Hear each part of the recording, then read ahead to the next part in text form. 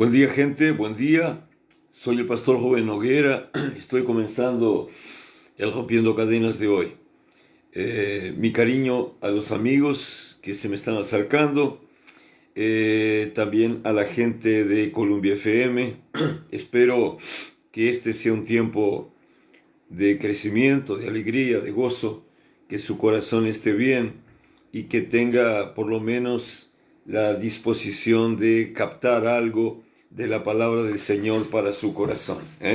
Dios lo bendiga, le deseo una jornada de éxito, de victoria, de conquista, de mucho enfoque en las cosas que tienen valor, que tienen importancia. Así usted alcanza sus logros, sus sueños y todos estamos felices. Que el Señor lo bendiga. Yo vengo de una noche linda de Santa Cena, un tiempo especial que vivimos con una palabra linda que trabajó el corazón de la gente y que ciertamente nos hizo a todos nosotros ser mejores al salir que al entrar. Ciertamente salimos con un bálsamo del Señor en nuestro espíritu, en nuestro corazón, y eso siempre trae crecimiento, eso siempre trae prosperidad, eso siempre genera alegría, eso siempre marca la presencia de Dios sobre nuestras vidas. Muy lindo el culto de ayer, mi gratitud al cielo por lo vivido y claro, que se repita, que crezca y que sea cada vez mejor.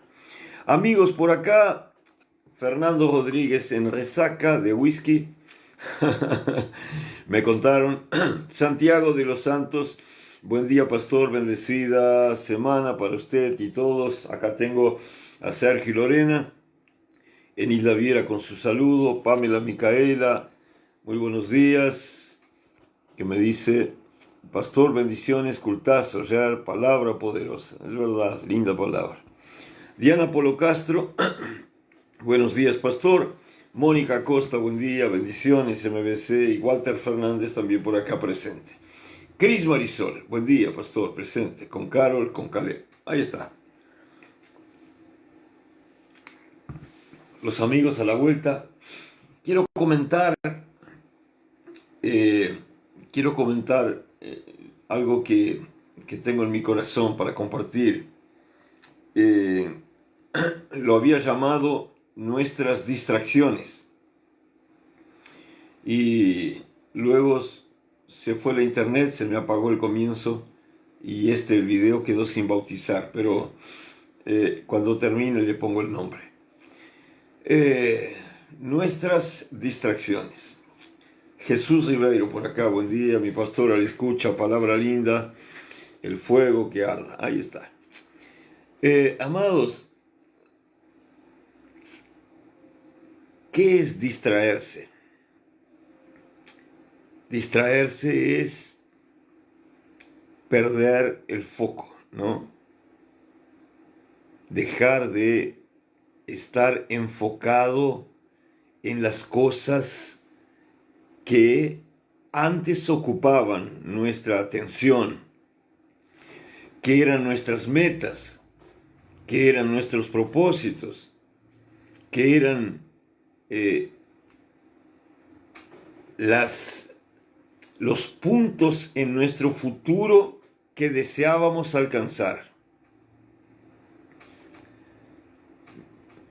Es eso. Cuando estamos enfocados, nosotros tenemos un propósito, tenemos una forma de actuar, tenemos algo para perseguir. Cuando perdemos el enfoque, cuando nos distraemos, entonces nuestra atención deriva por diversas cosas y nosotros corremos el riesgo de, acomodándonos, dejar de perseguir aquello que cuando enfocados era importante para nosotros. Eso es el tema de hoy. Laura Cardoso, la abuela, buen día. Dios te bendiga, abuela. Karen Ayala, José Torres, buen día para todos. Andrea Silva, buen día, le escucha con Lucas y su amigo Wilson. Muy bien, cariños a Lucas, a Wilson. ¿Qué le digo?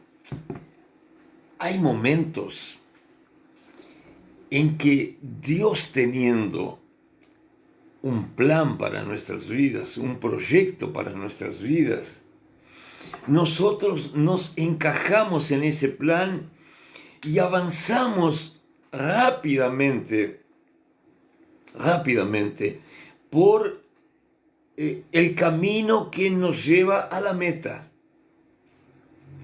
Pero muchas veces las distracciones durante el camino nos hacen poner como objetivo de la vida, del esfuerzo, como meta a ser alcanzada, cosas que no estaban en el proyecto inicial como meta, pero apenas como cosas pasajeras coadyuvantes. El gran problema de eso es que cuando nuestra atención deja de estar en aquello que era la meta, que era el propósito, que era el punto al cual, el puerto seguro al cual queríamos alcanzar, llegar, nosotros corremos el riesgo de abortar el proyecto de Dios, o de no cumplir el proyecto de Dios, o de no vivir el sueño de Dios. Las promesas que Dios tiene para nuestras vidas son promesas relativas a sueños que Dios tuvo con nosotros. Dios soñó, Dios trae ese sueño a nuestro corazón. Nosotros, enamorados de ese sueño, capturados por el perfume de la promesa del Señor, nos lanzamos en dirección a eso para alcanzar aquello que se transformó en un propósito, en un fin a ser alcanzado. Ahora vea, a veces en medio del camino pasan cosas buenas que nos distraen, pero que no son ni el objetivo de nuestras vidas, ni tampoco el proyecto de Dios para nosotros. ¿Y qué hay con eso? Lo que pasa es que entreteniéndonos entre lo que es pasajero, gustando de lo que fue hecho para ocupar un lugar por un breve tiempo y luego ser un tiempo superado, un tiempo que quedó atrás, nosotros corremos el riesgo de dejar de perseguir aquello que a través de la promesa del Señor se transformó en meta para nuestras vidas. Por ejemplo, cuando Israel iba a la tierra prometida, él llegó antes de cruzar el Jordán, a la llanura del Jordán. Allí en la llanura estaba un lugar donde había agua, donde había pastos abundantes, pero eso no era la meta, ese no era el propósito de Dios. Lo que Dios había prometido, lo que Dios quería colocar en la mano de su pueblo, era la tierra de Canaán, que estaba del otro lado del Jordán. ¿Qué fue lo que sucedió? Cuando la gente llegó y acampó a la orilla del Jordán, algunos, media tribu, miró y dijo, pero esta llanura es perfecta para nosotros que criamos ganado. Acá tenemos todo lo que necesitamos para establecernos, para prosperar, para alcanzar aquellas cosas que nos gustan, de la cual nosotros vivimos. Y llegaron a pedirle a Josué, diciendo, igual si hay que ir y pelear para conquistar la tierra del otro lado, vamos y peleamos. Pero nosotros no queremos ir a establecernos en Canaán. Nosotros queremos quedarnos de este lado del Jordán, porque acá hay sombra, acá hay verdes pastos y acá hay agua, lo que necesitamos para nuestro ganado y para nuestras vidas. Ahora, piense un poquito. ¿Para quién cría ganado? ¿Es malo que aparezca un lugar con verdes pastos, con sombra y con mucha agua? No. Respuesta, no. Evidentemente, que para quien cría ganado, ese es un lugar óptimo, sensacional. Pero no era la meta de Dios para ellos. La promesa de Dios para ellos era una tierra dentro de la llamada Canaán. Ellos se distraen, se enamoran, creen que es suficiente y se quedan antes del Jordán y no se establecen en Canaán. ¿Fue malo eso? Económicamente no. Económicamente fue bueno para quien cría ganado tener una tierra plana, con sombra, con árboles, con verdes pastos y con agua. Lugar ideal para la actividad. Pero con eso, ellos dejaron de vivir la promesa del Señor. Entonces, mismo aquella tierra antes del Jordán, no siendo mala, no siendo un evento malo, no siendo algo contrario a lo que ellos buscaban, no dejando de ser bendición, la gente dejó de vivir, de alcanzar, de conquistar, de recibir el lugar en Canaán que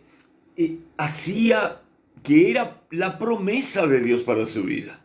Desde la antigüedad Dios había prometido a los antepasados de esa gente que les iba a dar una tierra que emanaba leche y miel, una tierra que iba a ser para sus generaciones por la eternidad. Pero ellos abdicaron de eso. No vamos a Canaán. No, esa tierra todavía hay que conquistar, va a haber que luchar. Nosotros criamos ganado, no sirve esto, nos quedamos por acá. No siendo malo, fue una distracción y hizo con que el pueblo del Señor, que era destinado a vivir en aquella tierra que era preparada para él, no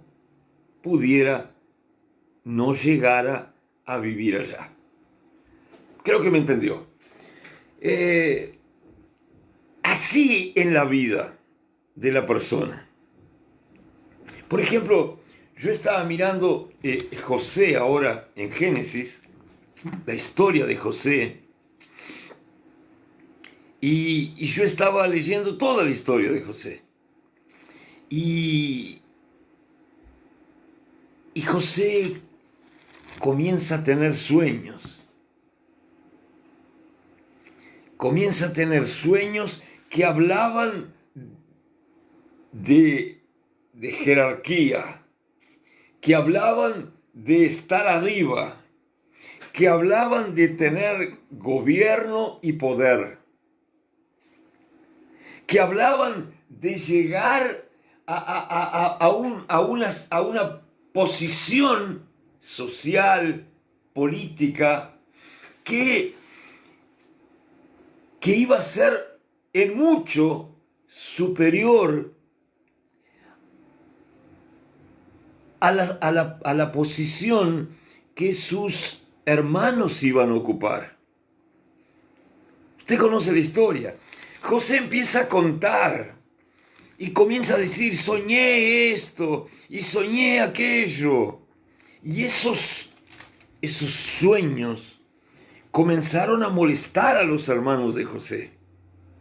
Comenzaron a llevar al corazón de los hermanos de José la idea de que José quería ser más que ellos. Y eso hizo con que los hermanos de José lo odiaran a José.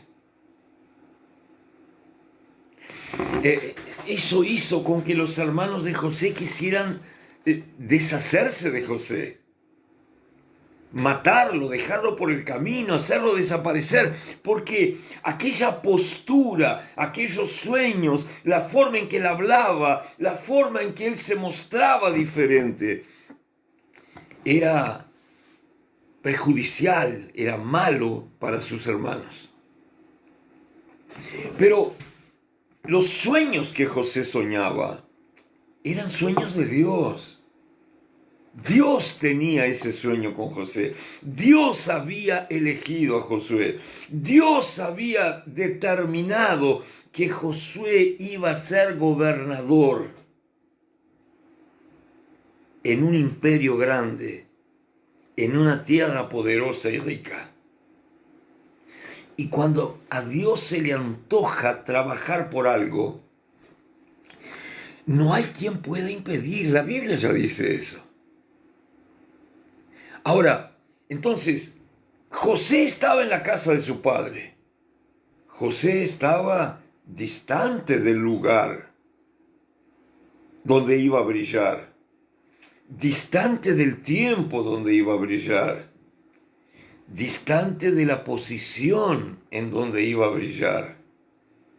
Pero Dios no dejaba de trabajar por José. Vea, los hermanos enojados decían, allá en el capítulo 37 de Génesis, ahí viene el soñador. Versículo 18. Cuando ellos lo vieron de lejos, antes de que llegara cerca de ellos, conspiraron contra él matarlo. Dijeron, ahí viene el soñador. Ahora pues vengan, matémoslo, echémoslo en una cisterna y diremos, alguna mala bestia lo devoró. Veremos entonces qué será de sus sueños. O sea, había gente molesta, gente de la familia. Había gente molesta con los sueños de José. Déjeme decirle algo. Sus sueños molestan. Los sueños de crecer, los sueños de superarse, los sueños de alcanzar destaque, los sueños de crecer en Dios, los sueños de prosperar, los sueños de ser feliz, los sueños de establecerse, los sueños de ser ungido, los sueños de poder vivir un ministerio, molesta a sus hermanos, molesta a sus vecinos, molesta a sus amigos. Tanto molesta que hermanos de José llegaron a pensar en matarlo. Luego, mientras ellos pensaban, Dios todavía soñaba y decía, José, José, lo voy a poner como gobierno en un imperio grande. El versículo 21 dice que Rubén, uno de sus hermanos, oyó que los hermanos querían matarlo a José y le dijo, no lo matemos. no derramen sangre, échenle en la cisterna que está en el desierto, pero no lo toquen, no pongan las manos encima. Quiso librarlo así de sus manos y hacerlo volver a su padre. Sucedió que cuando llegó José junto a sus hermanos, ellos le quitaron su túnica, la túnica de colores que llevaba puesta, lo agarraron, lo echaron en la cisterna, pero la cisterna estaba vacía, no había agua en ella. Luego se sentaron a comer. Significa, quisieron librarse de José. Porque no está mal soñar, porque es bueno soñar. El gran problema es cuando usted comparte sus sueños con gente que vive en contra de sus sueños.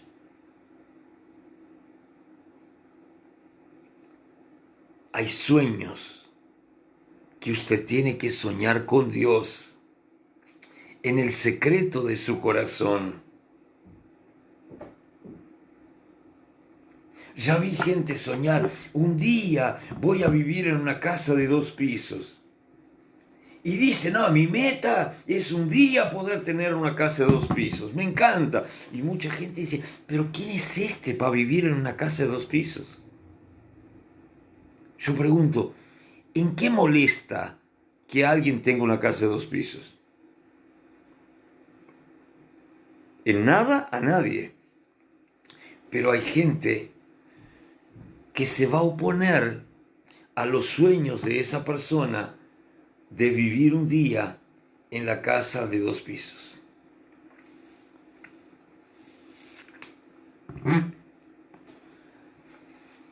Lo tiraron a la cisterna, José. José en la cisterna. Pero Dios seguía pensando, a José lo voy a hacer gobernador. La historia cuenta que cuando lo pusieron en la cisterna, vieron que venía un grupo de mercaderes, una compañía de mercaderes ismaelitas que venían de Galaad con camellos cargados de aroma, bálsamo, mirra, que iban a Egipto. Entonces Judá dijo a sus hermanos, ¿qué vamos a ganar con matar a nuestro hermano y esconder su muerte? ¿Qué vamos a ganar? Es nuestro hermano, es de nuestra propia carne. O sea, Judá tuvo la conciencia de decir, no puedo matar a mi hermano, es de mi carne. Pero no tuvo la conciencia, ni sembró la conciencia, ni buscó traer conciencia de que todos ellos juntos deberían oponerse a los sueños de José, intentar impedir que José viviera sus sueños. Entonces, los hermanos se pusieron de acuerdo con él, lo sacaron de la cisterna y lo vendieron a los ismaelitas por 20 piezas de plata. Y ellos se lo llevaron a José.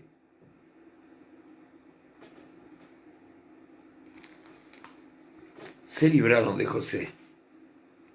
Lo hicieron esclavo. Lo mandaron para Egipto. Para los hermanos. ¡Ufa! Nos libramos de este pesado. Que vaya a contar los sueños de él a otro lugar. Para Dios, Dios miraba y decía, lo sacaron de la cisterna, lo vendieron a los ismaelitas, pero él es libre. Pero los ismaelitas lo van a llevar a Egipto. Ahí en el Egipto es donde yo lo voy a hacer gobernar. Entonces, ¿Es bueno ser mandado al Egipto como esclavo? ¿Es bueno ser vendido como esclavo a mercaderes? No, claro que no es bueno. ¿Cómo va a ser bueno una persona libre ser transformada en esclava? Pero la Biblia dice que todas las cosas ayudan al bien de los que aman a Dios.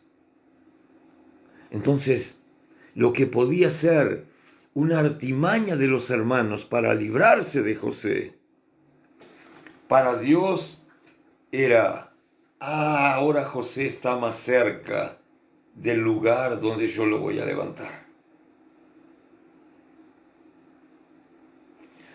Amados, llegó al Egipto, lo llevaron a la plaza de esclavos, usted sabe, lo vendieron ahí. ¿Quién lo compró?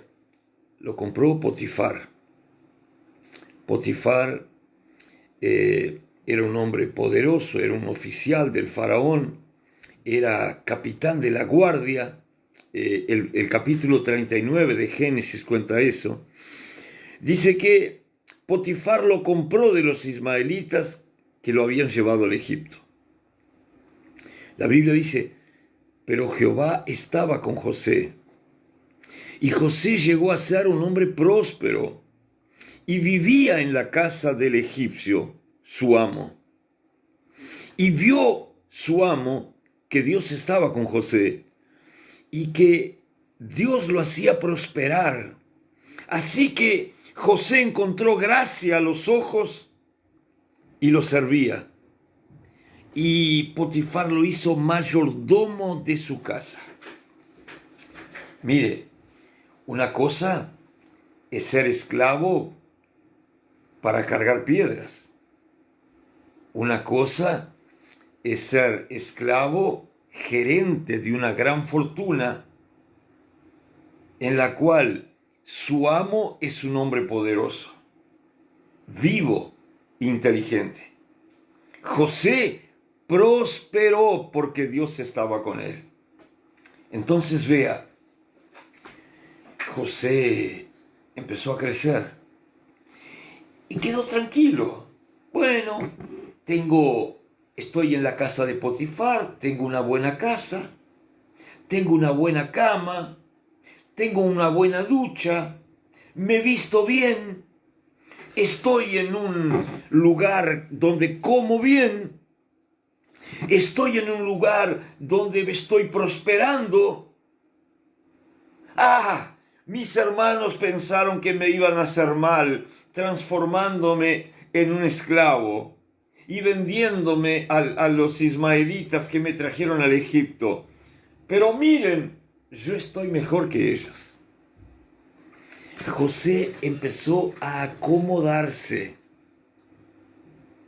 José se distrajo. José ni se acordaba de los sueños.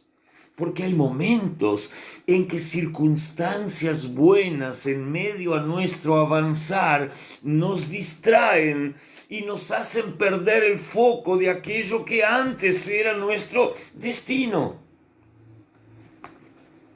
¿Para qué que todo el mundo se incline delante de mí? Si acá como bien, vivo bien, tengo una tele 50 pulgadas en mi cuarto, tengo aire acondicionado, ¿para qué voy a estar luchando? Estoy bien. Entonces Dios miró y Dios pensaba, José está en el lugar donde yo lo quería hacer gobierno. Pero José dejó de soñar con mis sueños.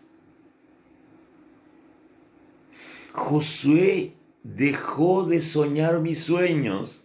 Lo corrieron de la casa del padre porque él levantaba las manos y decía, Dios me va a hacer poderoso. Mis hermanos se van a doblar delante de mí, se van a curvar delante de mí. Pero ahora él está conforme siendo el mayordomo de un egipcio.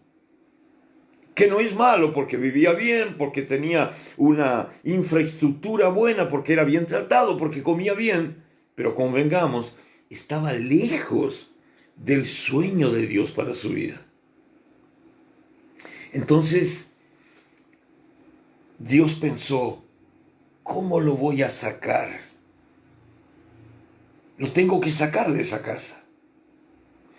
Entonces, Dios permitió, a veces uno dice el demonio, a veces uno dice la pombajía, a veces uno dice el maldito del infierno. No, pero amado, a veces es Dios. Todas las cosas están en el control de Dios. Si José se quedara allí, iba a ser mayordomo en la casa de Potifar el resto de sus días. Dios permite que la mujer de Potifar lo mire a José y no lo mire como un niño, como un joven, pero lo mira como un hombre carente que estaba, y se lanza para seducirlo a José. Usted ya sabe, José sale corriendo y ella se siente rechazada. No hay cosa peor que una mujer rechazada. O sea, no hay cosa peor que una persona rechazada, porque hombres rechazados son complicados, mujeres rechazadas son complicadísimas.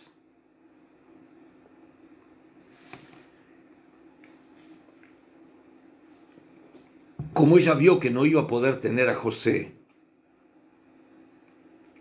que no iba a matar sus carencias, ella empezó a gritar y dijo que José la quiso estuprar.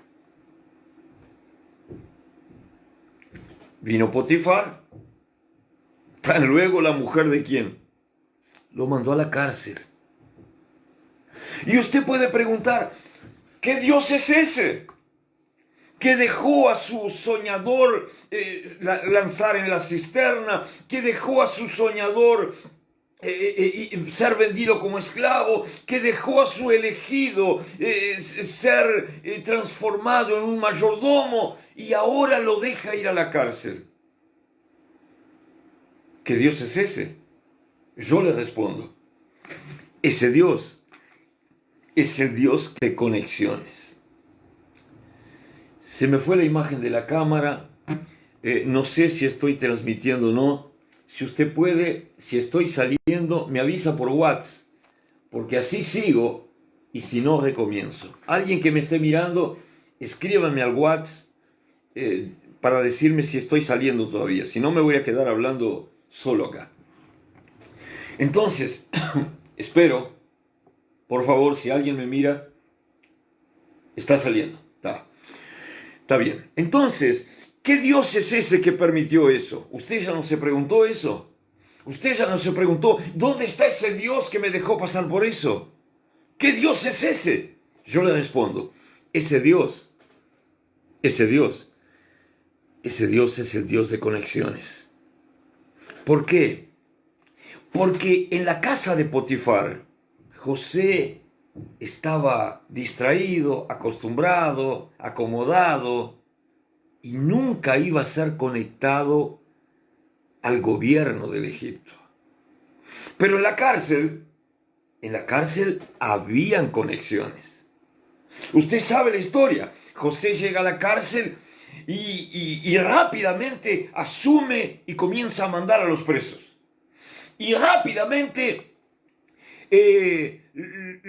lo transforman en líder. ¿Y con quién se encuentra José en la cárcel? Con el cocinero, mesero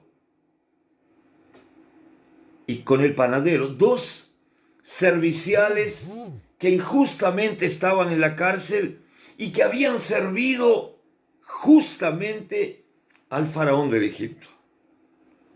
¿Qué eran esos? Presos. Eran presos, pero eran conexiones con el palacio del Egipto. Entonces, Dios permitió que lo mandaran ahí. Él se puso en la casa de Potifar. Dios lo sacó de la casa de Potifar. A veces uno dice, yo estaba bien de mayordomo con Potifar, el demonio me sacó. No fue el demonio, fue Dios. Porque Dios te sacó de la casa de Potifar para conectarte a un canal que te iba a llevar al palacio para donde estabas predestinado. Ahora bien lo que le digo. Vea lo que le digo. Allá él profetiza. Allá los dos presos reciben la profecía. Allá los presos que recibieron la profecía reciben la dicha de vivir la profecía. Son sacados de la cárcel y se van al palacio. Y se olvidan de José. José nunca se preguntaba qué Dios es ese, porque Dios estaba con José. La Biblia dice 20 veces eso, Dios estaba con José. Usted puede estar pasando un mal momento, pero no dude, Dios está con usted. Entonces, lo que le digo, allá una hora, Dios miraba y decía, yo lo quiero en el palacio, pero él está en la cárcel. Entonces, Dios permitió una situación de un sueño que adivino ninguno, que brujo ninguno podía darle al faraón el significado. Como nadie sabía, y el faraón estaba enojado, aquellos presos que habían recibido la profecía de José se acordaron, pero en la cárcel tuvimos un amigo que sabe cualquier sueño. Lo mandaron a buscar. Se había establecido la conexión. José se baña, se viste y es llevado delante del faraón.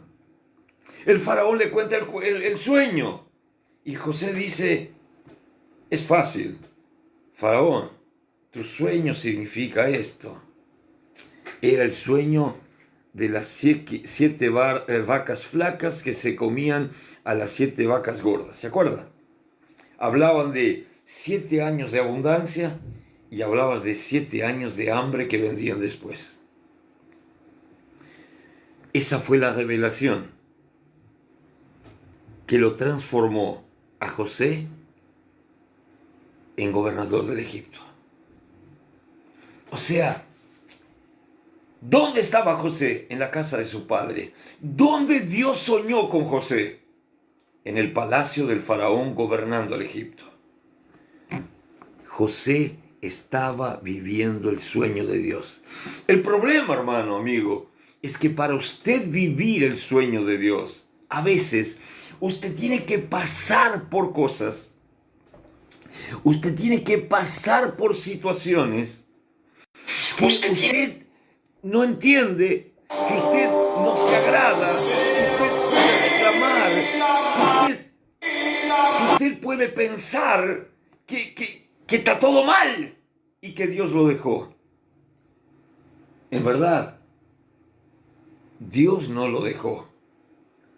Dios lo hizo pasar por la cisterna, por la esclavitud, para llevarlo al Egipto. Potifar lo agarró. José se empezó a acomodar ahí. Dios tuvo que usar a la mujer de Potifar para sacarlo de la cárcel de Potifar, para llevarlo a la cárcel a José. Porque en la cárcel Dios tenía una conexión con el palacio. Y luego de eso, Dios los llevó al palacio. Y ahí estaba José, en el palacio, viviendo el sueño de Dios. ¿Contra qué Dios tuvo que cuidar a José y pelear por José? Déjeme decirle. Primero, Dios tuvo que cuidar a José de sus hermanos y de la muerte en la cisterna. Cayó en la cisterna, pero la cisterna estaba seca. Dios tuvo que cuidarlo a José de sus distracciones en la casa de Potifar. Tranquilo, cenando con Potifar, tomando champagne, tomando vino bueno, comiendo de lo mejor. Se podía acomodar y distraerse de su propósito. Dios rápidamente tuvo que decir, lo tengo que sacar de ahí. ¿Cómo lo voy a sacar si Potifar es enamorado de él? Para sacarlo, solo que Potifar se enoje. Entonces Dios usó a la mujer para llevarlo al propósito. Déjeme decirle algo, amado. Déjeme decirle algo. A veces Dios tiene que usar gente baja, gente carnal, para llevarlo a usted a vivir el sueño de Dios para su vida. La mujer de Potifar no era ninguna santa. Claro, era carente, Potifar no la cuidaba, vaya a saber qué complejos tendría.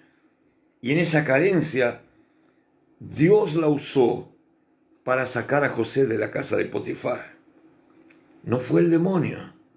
Hay cosas que salen de nuestras vidas y nosotros decimos, demonio de miércoles, demonio maldito, me robó. No. El demonio no tiene condiciones de robarte lo que Dios no quiere que te roben. El demonio no tiene condiciones de tocarte si Dios no quiere que te toquen. Dios usó a la mujer de Potifar para sacarlo a José de la casa de Potifar. Dios lo llevó a José a la cárcel. Dios lo engrandeció en la cárcel para conectarlo con el palacio del faraón, para llevarlo al lugar donde él sería puesto como gobernador del Egipto. Años, sí, trabajo, quebranto, un poco de esfuerzo. Pero dígame, ¿usted piensa que va a vivir los sueños de Dios sin esfuerzo? En todo sueño de Dios hay una parte que Dios hace y hay una parte que usted tiene que hacer. José hizo lo que tenía que hacer. Dios lo sacó de sus distracciones, acomodaciones. Dios dijo en su sueño, te voy a poner en un lugar muy alto donde todos se van a curvar delante de ti. Y como toda promesa de Dios, aunque haya un montón de gente en contra, Dios cumplió su palabra, Dios cumplió su promesa. Déjeme decirle algo, Dios lo hizo con José, Dios lo va a hacer con usted y conmigo. En el nombre de Jesús, amén, amén y amén, Jesús. Bueno, gente, estoy ensayando por acá. Creo que ya transmití lo que tenía que transmitir. Creo que usted ya me entendió. Si usted me entendió, escríbame ahí abajo en el Face. Entendido, pastor, lo voy a vivir. Es una declaración profética. Entendido, pastor, lo voy a vivir. Escriba eso. Hoy a las 3:30 de la tarde me encierro a orar y voy a orar por todas las personas que hayan escrito en el Face lo siguiente. Entendido, pastor, voy a vivir los sueños de Dios. Dios te bendiga. Beso grande. Chau, chau.